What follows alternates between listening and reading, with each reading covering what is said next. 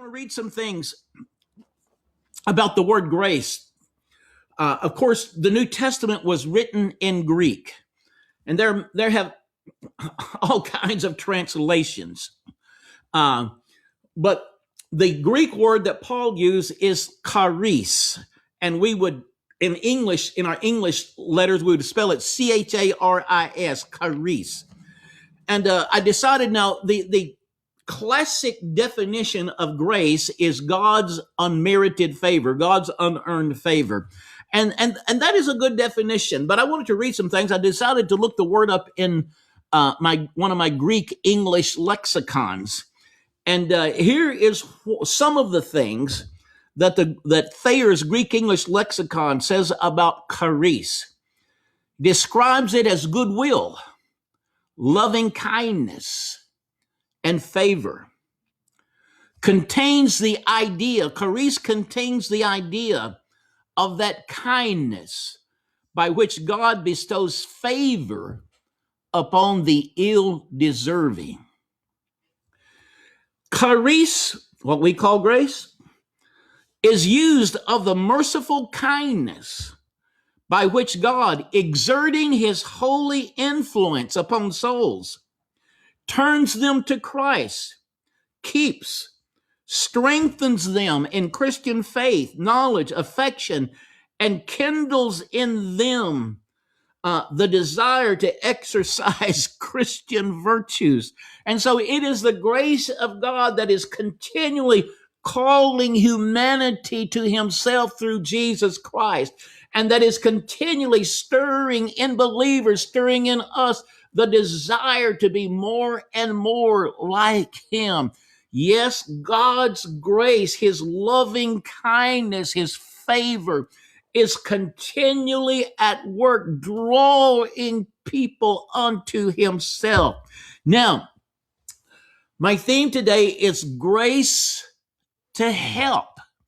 And I want to read another passage from Paul the Apostle, which is in 2 Corinthians. 2 Corinthians chapter 12. We'll start reading at, we'll probably start allude to the earlier verses, but I'm going to go ahead and read verses 8 and 9, because this is what I wanted to zero in. Grace to help. And here is Paul telling about how he found grace to help in a certain situation that we will comment on. He says, concerning this thing, I pleaded with the Lord 3 times that it might depart from me. Now, what was this thing that was an unpleasant experience for him? We'll talk about that in a moment. And he said, I pleaded with the Lord 3 times that it might depart from me. And he said to me, now he gave Paul a principle, and we've talked about this before, but we're going to give a little bit of a different application of it today. But here is the principle. He said, God said to me, my grace is sufficient for you. Or we could say, my grace is adequate for you, Paul. There is another passage. It's in 2 Corinthians chapter 3, verse 5, where Paul said, we are not adequate in ourselves. I think one translation uses the word, we are not sufficient in ourselves. Another translation says competent. All those words express what Paul is saying. We are not competent in ourselves. One of the greatest dangers that happens to the church is when we begin to think that we are competent in ourselves, that we are so good at what we do. We are so good at having church. We are so good at having praise and worship and having church. We are so, now we would never say this, but this can easily creep in and become an unspoken attitude. We're so good at having church, we don't even need the Holy Spirit. We can put on a pretty good show whether the Holy Spirit shows up or not. Oh, my friend, that is a dangerous place for the church of God to be in. And somebody has said, and maybe I said this, if the Holy Spirit had suddenly been withdrawn from the earth yesterday, how many churches would go on today and not miss a beat?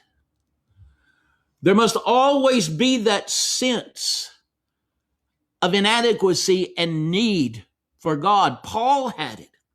We are not adequate in ourselves, he said, to think of anything as being from ourselves.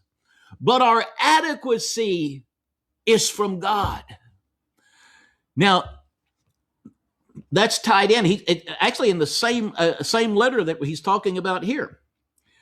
Concerning this thing, I pleaded with the Lord 3 times that it might depart from me. And he said to me, my grace is adequate for you, Paul. For my strength is made perfect in weakness. Now, the Greek word for strength there is dunamis, which every place else is translated as power. Dunamis, the word from which we get dynamite and dynamo. It's the word in Acts 1:8 where Jesus said, you shall receive power. You shall receive dunamis when the Holy Spirit has come upon you, and you shall be my witnesses. And here God says to Paul, here's one thing I want you to understand. My grace is adequate for you. This thing that you're dealing with, you're going through, Paul, my grace is adequate for you. And I want you to know anything that you are coping with today, any challenge you are facing, God's grace is adequate, is adequate for you today in that situation. So look to him, turn to him with all of your heart, all of your mind, all of your soul and strength. And so he says, my grace is sufficient for you, is adequate for you. For my power is made perfect in weakness.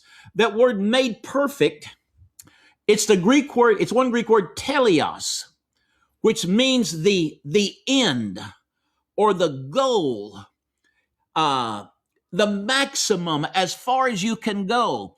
It's the word that is used also in Acts 1:8, you shall be my witnesses to the end, to the teleos of the earth, to the end, all the way.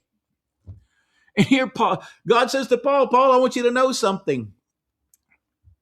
This situation that you're coping with, you're facing, my grace is adequate for you. For my power is maximized in weakness.